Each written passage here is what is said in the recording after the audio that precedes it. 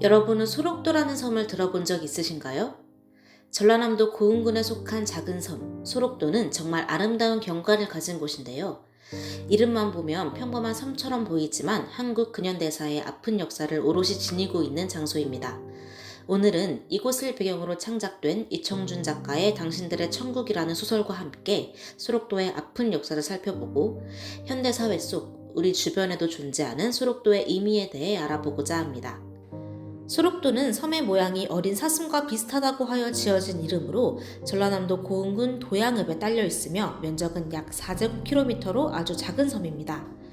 소록도는 섬 전체가 병원으로 지정되어 있으며 주민 대부분은 국립소록도병원의 직원, 전염력을 상실한 음성 한센병 환자들입니다.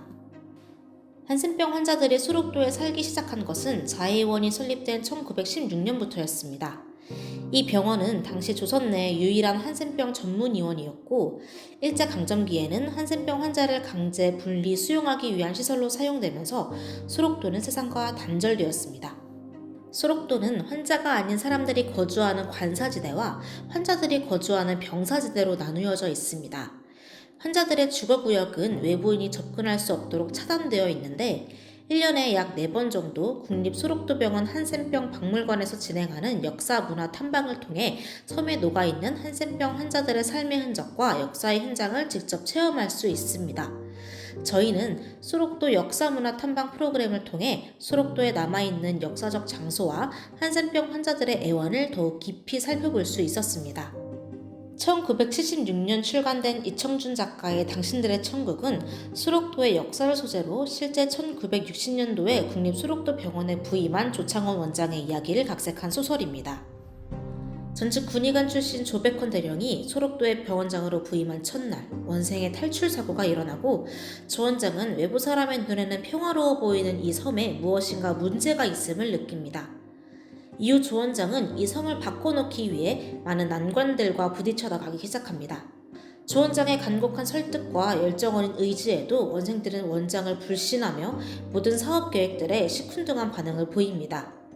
지배자의 관점에서 원생들을 위한 천국을 건설하려 했던 역대의 원장들이 자신의 명예심과 가시욕 때문에 원생들을 혹사시키는 등 결국 그들을 배반했고 또 같은 원생들 중에서도 개인의 안위를 위해 그 권력에 빌붙어 서로를 배신하기에 이르는 과정을 수십 년 동안 몇 번이나 겪었기 때문이었습니다. 원생들이 겪은 배반의 대표적인 예가 일제시대 때 부임했던 원장 주정수입니다. 그는 원생들에게 행복한 낙원을 만들어주겠다고 약속했지만 주 원장과 원생들의 관계는 절대적인 지배자와 그에 복종해야 하는 피지배자의 관계로 변질됩니다. 원생들은 낙원의 건설을 위해 계속되는 부역의 노예처럼 끌려 나가야 했고 목숨을 걸고 탈출해 나가는 사람마저 생기게 되었습니다. 주정수는 소록도의 4대 원장이었던 스오 마사스에를 모티브로 창작된 인물로 스오 원장은 한센병 환자들을 지독하게 착취하고 자신의 동상을 만들어 매달 정기적인 참배를 강요하는 짓까지 벌였습니다. 소록도 중앙공원에는 이런 참혹한 역사가 그대로 남아 있습니다. 중앙공원은 소록도에 수용된 한센병 환자 6만여 명을 강제로 동원하여 만들어진 공원으로 경관은 매우 아름답지만 당시 한센인들의 아픔과 슬픔을 오롯이 느낄 수 있는 곳입니다. 조백헌 원장은 주정수 원장의 악행을 전부 알게 되었고 원생들에게 지난날의 악몽을 씻고 이제는 자기와 함께 진정한 천국을 바라보아야 한다고 역설합니다. 원생들은 조 원장에게서 목숨까지 건 맹세를 받아내고 나서야 바다를 매립해 원생들의 농토를 만들자는 조 원장의 간척사업 계획에 동참하기 시작합니다. 그러던 어느 날 당국에서 파견한 작업조사반이 섬에 들어오게 되고 간척장을 당국에서 인수하겠다고 통보합니다. 분노한 조 원장은 이를 막기 위해 동분서주하지만 결국 다른 병원으로 전임 발령을 받게 됩니다. 조 원장은 그 간척 사업의 결말을 보지 못하고 섬을 떠나게 됐지만 7년 뒤 민간인의 신분으로 다시 섬으로 돌아와 섬 사람들과 운명을 같이 하는 삶을 살며 믿음과 사랑을 바탕으로 이루어진 진정한 천국의 건설을 꿈꾸며 소설은 끝이 납니다. 간척사업과 관련된 대목 또한 소록도에서 실제로 있었던 이야기를 그대로 녹여낸 부분입니다. 조창원 원장은 소록도 인근에 있는 오마도라는 무인도에 간척사업을 벌여 한센인들이 거주하며 농사를 짓게 하자는 정책을 계획하였고 조금이라도 몸이 성한 사람들은 전부 간척지 개간 사업에 참여했습니다. 그러나 고흥 주민들은 문둥이들과 함께 살 수 없다며 결사 반대를 외쳤고 개척이 90% 이상 완료된 상황에 간척 사업의 주체를 전라남도로 돌려버리게 되었습니다. 수록도 주민들이 피땀 흘려 메운 땅이 주민들이 아닌 일반인들에게 불화되면서 한센인들에게 큰 상처만 남긴 사업이 되어버렸고 이 책을 통해 해당 사건이 일반인들에게도 알려지게 되었습니다.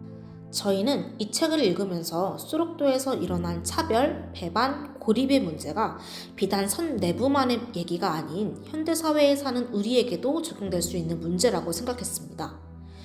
우리 주변에는 다양한 편견과 차별로 인해 개인이 사회로부터 고립되거나 스스로를 고립시켜 자신만의 수록도에 갇힌 이들이 많습니다. 수록도에서 일어났던 배반과 차별, 편견의 역사들은 우리가 살아가는 현대 사회에서도 반복될 수 있는 일임을 보여주고 있습니다. 우리는 누구나 남에 의한 불신으로 자신을 계속 고립시키는 원생들과 같은 입장이 될 수도 있고 남을 위한다는 동정심과 선미세상에 사로잡혀 나만의 동성을 세우고자 하는 주원장이 될 수도 있습니다. 책에서는 수록도와 오마도를 잇기 위해 만든 방둑이 수록도의 주민들과 외부 사람들 사이에 큰 갈등과 혐오를 불러일으킨 매개체로 쓰였습니다. 우리도 개인과 사회를 잇기 위해 방둑과 같은 정책들이 필요하다고 말하지만 개인과 사회가 준비되지 않은 채로 결합만을 강제하면 그것 또한 소외된 개인을 향한 강력한 혐오로 이어질 수밖에 없습니다. 책에서는 사람의 마음이 이어지지 못한 채 흙과 바위돌만으로 그것을 튼튼히 이을 수 없다는 것은 어쨌든 부인할 수 없는 사실입니다. 흙과 돌멩이보다는 사람의 마음이 먼저 이어져야 합니다. 라고 말하고 있습니다. 이처럼 우리는 흙과 돌멩이에 매달린 채 중요한 것은 보지 못하고 있는 것이 아닌지, 누군가의 존재를 지우고 그들에게 천국을 만들어 주어야겠다는 거칠의 안에 나만의 동상을 건립하고자 하는 욕심을 드러내고 있는 것은 아닌지 돌아보아야 합니다. 소설의 필자는 선택적으로 개선해 나갈 수 있다는 가능성 위에 내일의 선택이 열려있지 않는 한 그 현실은 누구에게도 천국일 수 없다고 말합니다. 천국이라는 개념은 상대적인 것이고 자의가 아닌 타의로 이루어진 천국은 우리들의 천국이 아닌 누군가의 동상, 당신들의 천국이 될 수밖에 없다는 것입니다. 영상을 마무리하며 마지막으로 작가와 같은 질문을 던지고 싶습니다. 여러분은 당신들의 천국을 우리들의 천국으로 바꿔 불러도 좋을 때가 왔다고 생각하시나요? 우리는 언젠가 그때가 올 것을 확신하며 이청준 작가가 남긴 말과 같이 개인이 지닌 소록도들이 이어져 진정한 우리들의 천국이 찾아오고 이 책의 존재가 무용지물이 될 날을 기대합니다.